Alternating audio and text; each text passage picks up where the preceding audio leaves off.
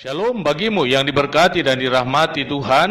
Kembali kita berjumpa dalam edisi Renungan Pagi Penyejuk Iman. Tema pagi ini, Allah itu pemulung. Untuk pelayanan firman, mari kita berdoa. Ya Tuhan, kami sangat rindu untuk mendengarkan suara-Mu.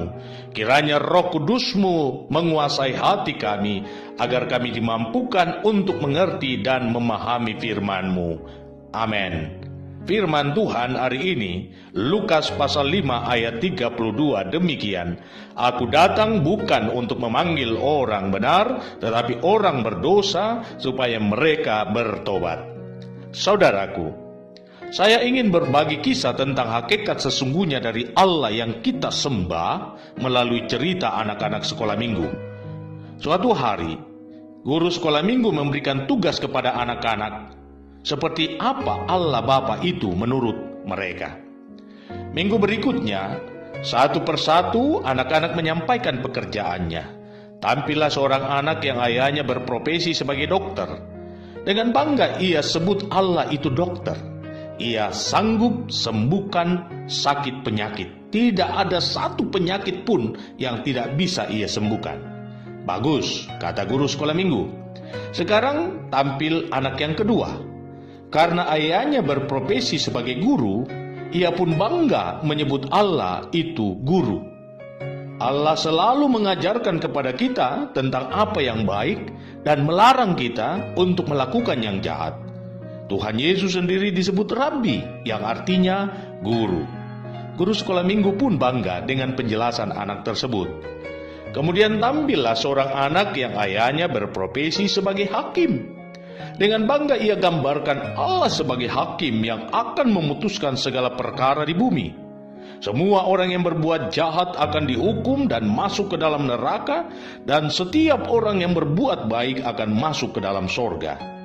Dengan mendengar penjelasan anak tersebut, sang guru sekolah minggu pun senang. Kemudian tampillah seorang anak yang ayahnya berprofesi sebagai arsitek. Ia dengan bangga menjelaskan bahwa Allah itu seperti seorang arsitek.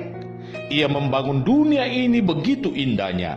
Bahkan hingga sekarang Tuhan masih bekerja untuk membangun tempat di sorga, sehingga kelak kita akan tinggal di sana dengan aman dan tentram. Guru sekolah minggu pun bangga mendengarkan penjelasan anak tersebut. Lalu tampillah anak berikutnya dengan wajah tertunduk karena malu, sebab ayahnya berprofesi sebagai pemulung. Ia merasa bahwa ayahnya tidak seperti ayah teman-temannya tadi. Ia pun mengatakan bahwa Allah Bapa di sorga itu seperti seorang pemulung, sama seperti ayahnya yang setiap pagi pergi ke tempat pembuangan sampah untuk memulung. Spontan semua anak-anak menertawakannya. Lalu guru sekolah minggu menenangkan anak-anak agar ada kesempatan bagi temannya untuk menjelaskan seperti apa Allah itu baginya. Setelah situasi tenang, anak itu pun melanjutkan ceritanya. Pekerjaan Allah itu seperti pemulung yang datang ke tempat sampah lalu memungut satu persatu sampah yang bisa didaur ulang. Ia begitu telaten setiap menempatkan sampah itu di dalam keranjang, kemudian kembali ke rumah untuk membersihkannya, lalu didaur ulang menjadi barang yang mempunyai nilai jual yang tinggi.